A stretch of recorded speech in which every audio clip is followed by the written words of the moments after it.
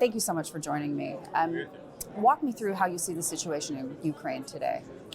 Well, I'm just back from my fourth trip there in the last 16 or 17 months. I think it's a quite challenging situation. Ukraine has had some very solid achievements.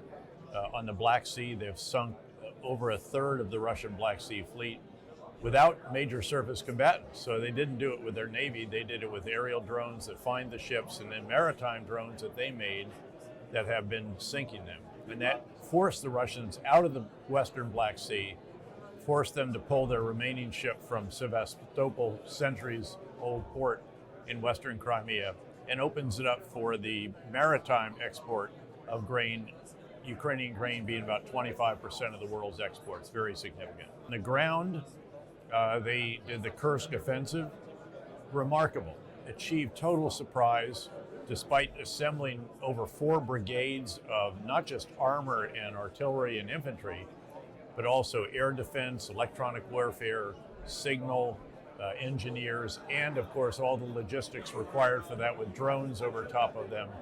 And they still hold not quite 1,000 square kilometers of Russian territory, though the Russians are now just finally responding.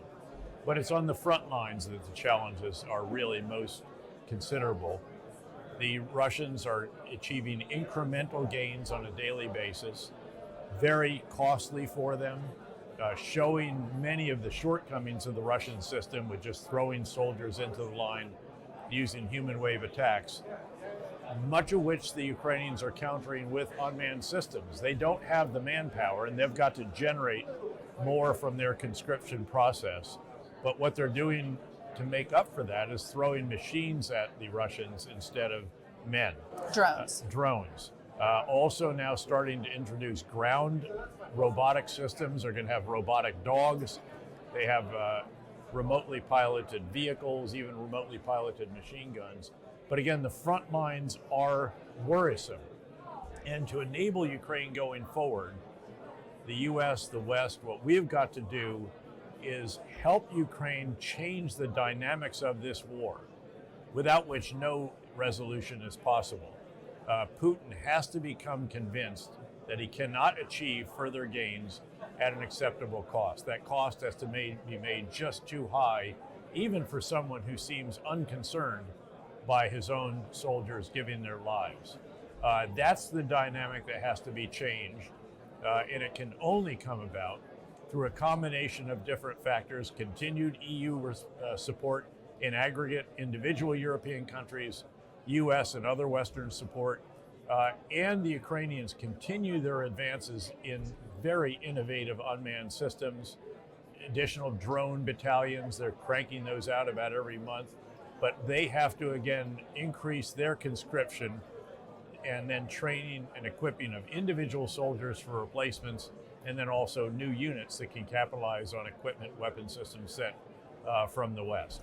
That's really critical, and that's what needs to be the focus as Ukraine enters what is going to be a very tough winter. Russia has destroyed every thermal power plant in the country, has damaged or destroyed every hydroelectric power plant, and now they're systematically going after the transmission capacity from the nuclear power plants. So it's going to be a long, cold, dark, hard winter for Ukraine, and we also need to be doing everything we can to help them get through that winter. And there's a lot of effort ongoing in that regard. How worried about that are you? Very worried. I mean, this is tough. And beyond that, how worried are you about the continuing support of the American people? Because obviously this has become an issue at the ballot box. Sure. I think that there is very strong bipartisan support on Capitol Hill in the United States to support Ukraine. Obviously, depending on the outcome of the election, we'll see how enthusiastic those in the White House are. But again, because of that bipartisan support, regardless of who it is, I think you're going to see continued robust support for Ukraine, although one occupant of the White House might be a bit more enthusiastic about it than the other possibility. But I think it's going to continue. I think European support will continue, even though there are cracks in individual countries, by and large, very, very strong. And it really comes down then to some decisions, U.S. to lift the restrictions on its longer range missiles that have been provided to Ukraine, accelerating the provision of some other items, and Ukraine again generating more in terms of conscripts and building out the actual institutions to do that, because so far in the war, they've largely been employing those who were in service at the time of this latest invasion, and then those who patriotically came to the service of their country. Tell me this, how much danger are we in from a nuclear reaction from Vladimir Putin? I think it's unlikely, but I think it's something you have to be concerned about. And obviously, it's easy for us here to dismiss that possibility. It's much tougher if you're actually in a seat in the Situation Room of the West Wing of the White House. I've sat there. The responsibility is a lot more real, needless to say, although I still think that it has been overblown. Ukraine has blown through every Russian red line, and Putin has been cautioned personally and publicly by China and India. Both President Xi and Prime Minister Modi have said, don't do this. And I think that weighs very heavily in the balance for him. Beyond that, what do you do with, how do you use this? Yeah. A tactical nuclear Where do you go weapon, from there? It actually, where you go from there is you are this, even more of a pariah than you already are. Yeah, I was just in Moscow, as you know. I was speaking to Alexander Novak, the Deputy Prime Minister. He runs the energy file as well as the economic file. You know, the Russians are touting their economic growth last year and this year. For them, well, it's all because they're just plowing everything into their military industrial you've complex. seen this report of 27% going to military spending. It's even more than that now, Yeah. apparently this year. But then ask the people how they like that as they watch their social services decline in a country that already was not that strong in that regard. It has a lot of people on fixed income. About the from an oil perspective with these depressed prices. I mean, the problem, of course, is that they are still able to find customers for their oil, even at lower prices, to be sure, which is generally good for the world. Although, of course, the biggest producer of oil and natural gas now is, of course, the United States. So this cuts both ways. But no, you have to be concerned about possibilities with Russia, but they should not paralyze you. And this delay in deciding to allow the full use of the weapon systems that we're providing on Russian soil, when Ukraine is already doing that with its own munitions, is, again, that escapes me. I want to ask you specifically about, in the last several days, obviously, the extraordinary feat by the Israelis in taking out senior Hamas officials. This is unprecedented. There's never been an operation like this. Is it something you could have conceived as former head of the CIA? From blowing up their pagers to their radios to getting them? You can conceive of supply chain operations. And without being specific, we conducted a number of very successful supply chain operations during the war on terror and so forth, and other endeavors.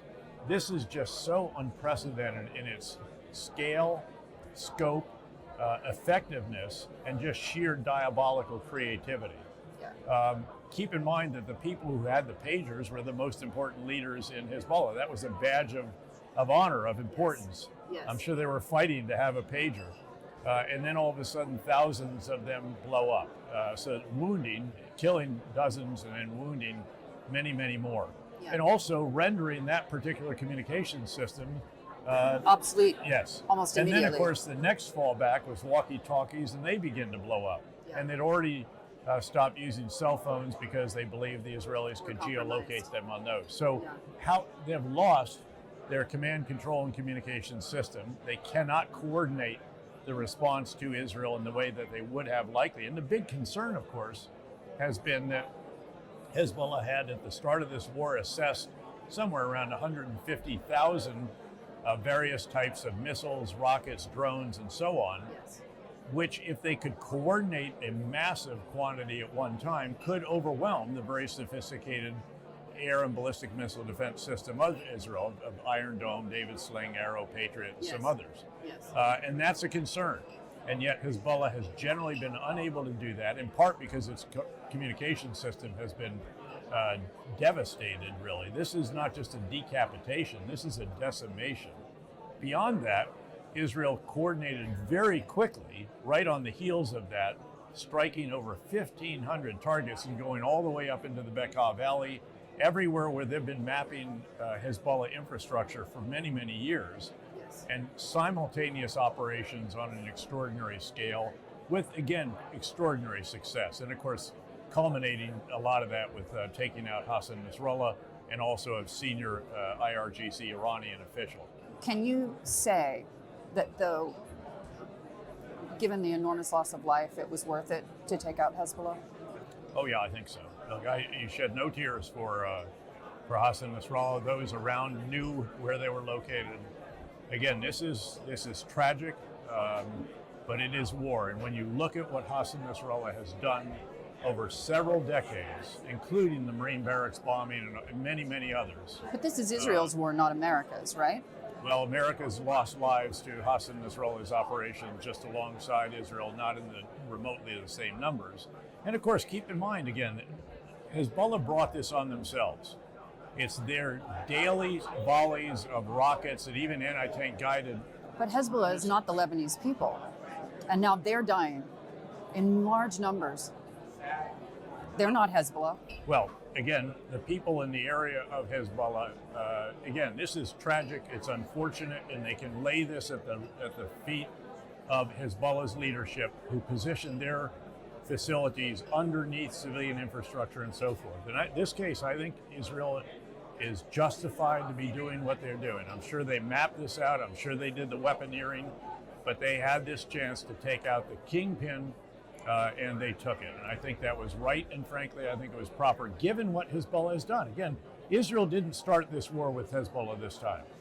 Hezbollah did this out of sympathy with Hamas. They have denied 65,000 Israelis the opportunity to live in peace in their homes. They're displaced. And Hezbollah very much had this coming. Now, the question is, what happens going forward? And I think that what you'll see are a series of raids by Israel into the area between their northern border and the Litani River to dramatically degrade. You don't see this as a ground invasion of Lebanon? I don't think they're going to do that. I don't think that they want to get into an occupation, again, even as limited as to the Litani would be. Even that's still 20 miles or so, depending on where you are along that border. And it's a considerable territory. So I think that's roughly what they're doing. So this is a strategy of dramatically degrading Hezbollah's capabilities, not destroying them. And unfortunately, I've been asked by others, will this change the dynamics in Lebanon? Could this finally get rid of this this cancerous element in their society? And I'm afraid that's probably not the case. Keep in mind that Hezbollah is not just the most powerful, or was the most powerful non-state military militia actor. They're also a social service organization. Provider. They provide a variety of different social services, schools, clinics, governance, and the rest of that, really beyond the remit. But knowing all of that, was it worth the loss of life to the Lebanese people? And I'm talking about civilians, women and children. Look, no one ever wants to see innocent loss of life, but in war that is sometimes necessary. And in this case, again, this is not laid on Israel. This is laid at the feet of Hassan Nasrallah and the leadership of Hezbollah, who did what they did, knowing what the result might be. This is not at all, I don't see this as a... The president came out and said, we're calling for a ceasefire. And now Politico releases a report essentially saying that Brett McGurk and Amos Hochstein okayed an invasion of Lebanon. You'll have to ask them about that. But is this something in your mind that squares with America's policies? The president saying one thing and his people doing another. Yeah, you refer that to the administration. I'll let them speak for themselves. Tell me this. You say that Hezbollah will still remain despite this for the Gulf Arab countries. Much diminished. And it'll take quite some time to rebuild it. Again, they have suffered huge losses, serious degradation, or leadership largely decimated. There are a handful left, we know probably, who will step up and they'll reestablish themselves. But I think what Israel needs to do now is even more aggressive action to keep Iran from being able to bring weapon systems, munitions, and all the rest of that into Lebanon, even, again, more than they have in the past, through the Bekaa, through Syria, and so forth. And they should be very aggressive in doing that. They can't allow this kind of threat to What be about the reestablished. Saudis and the UAE? How does this all pan out for them? I'm sure they shed absolutely no tears for Hassan Nasrallah. They are rightly very concerned about the lot and life of civilians and especially of the Palestinians in Gaza.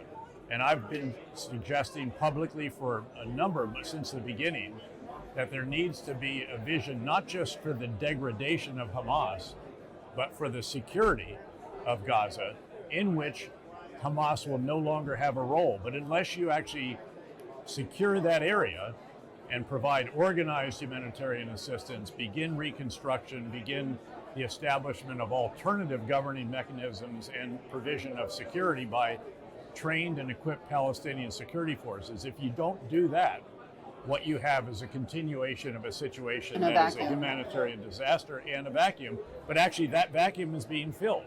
And it's being filled by remnants of Hamas who will not be able to get the arms and ammunition and weapons systems through the tunnels underneath the southern border, because Israel is and should continue to control this.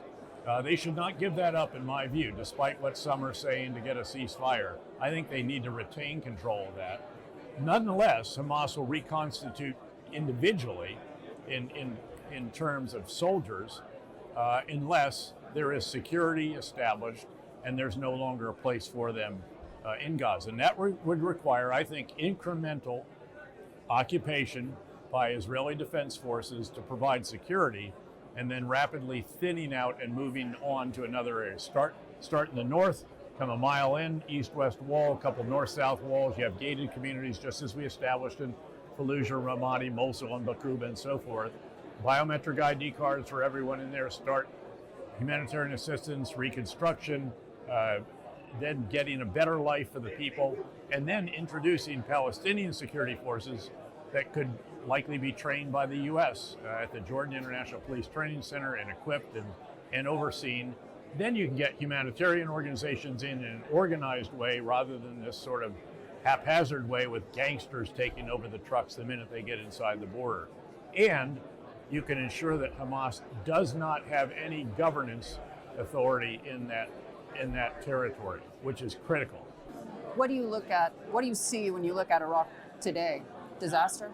I see a country that Iran is trying to Lebanonize, but one that is not welcoming Lebanization, but has elements within it that are furthering that particular cause. So let me explain. It's a country that has had successive democratic elections and transition of power from one party to another without much violence.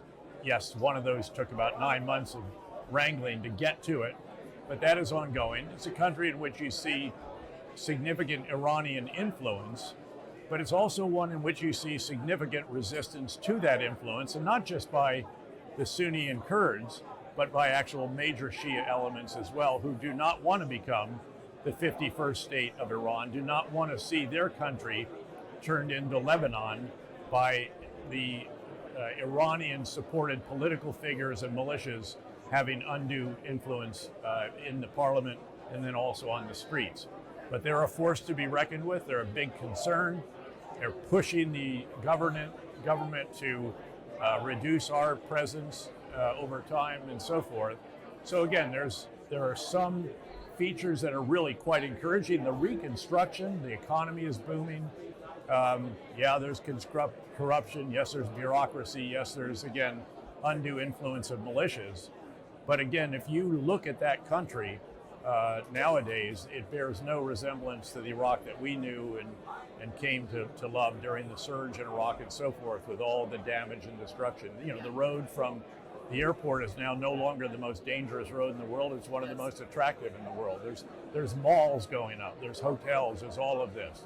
So again, it's complex. It's complicated. And alongside the signs of progress are signs of concern, or that should be concerning. But that's the reality of Iraq. And again, Iraq's neighbors should do everything they can to help Iraq choose its own course and not be unduly influenced or leaned on by Iran and Iran's agents on the ground in Iraq. Final question. How concerned are you by the Arab Street? And I mean this in the sense that whether they support Hamas or not, or support Hezbollah or not, there is a great deal of anger at what Israel is doing in Gaza and what they're doing right now in Lebanon. Is it worrying to you that the Americans, by supporting Israel, have lost the Arab Street? First of all, I don't think the Americans have lost the Arab Street. I've been out in the Gulf states twice just in the last, I don't know, But that's not 4 the to 6 street. months. Let me finish. Again, and there is legitimate concern about the Palestinians. There has been legitimate concern. I share concern about the Palestinians, especially in Gaza right now, given the damage and destruction that has taken place there and the fragile humanitarian existence that many of them experience. And just imagine the hygiene issues in a country where so much has been destroyed with no electricity, reliably, water, sewers, and all the rest of that. So again, they had to bring back smallpox vaccinations because that broke out again for the first time in just about anywhere at real scale. So look, I share the concern about that, and I think it's legitimate for them to be concerned, and I'd like to see a vision. I'd like to see a vision for a better future for the Palestinians in Gaza, and while we're at it, in the West Bank. Now, Palestinians bear some responsibility here too. They turned down Ehud Olmert's and Ehud Barak's in the Camp David offers many times, and they are in a much worse situation as a result of that. And I understand their fragility and also the political dynamics surrounding Benjamin Netanyahu and so forth. But again, I think the Arab Street should be concerned about it. I think it's a reasonable concern, and there should be actual, not just a response to the street, there ought to be a response to doing the right thing, to again provide the vision for Gaza in the future that is lacking so far. Even the Minister of Defense has publicly called for this vision, and it has not been forthcoming but from the Israeli Prime Minister. It needs to. And again, if they can't figure out how to do it, just start in the north, go to the south, gated communities all the way down, learn while doing.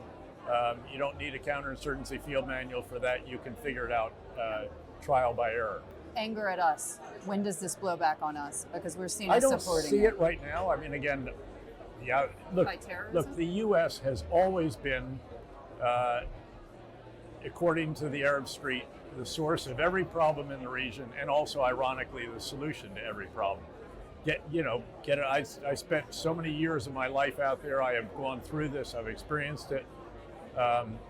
We'll see if this transpires into something. I don't see a great resurgence of Islamist extremism in the region, in part because, of course, we enabled local partners to eliminate the Islamic State extremist caliphate, both in Iraq and in northeastern Syria. And as long as we continue to support those partners, I don't think you'll see the capability come back that could extend operations into Europe, much less into the United States. Need to do more about the Islamic State Khorasan group centered on Afghanistan, which obviously carried out the operation in Moscow that did illustrate the capacity to carry out operations far from their base. That's a concern. But I don't see that particular threat the way as anywhere near as bad as it has been even in relatively recent years. I'm worried about it in Africa, but again, that's a much more relevant issue in those countries than it is actually, again, having an ability to carry out international attacks. David, it's great to have you. Thank you for joining me.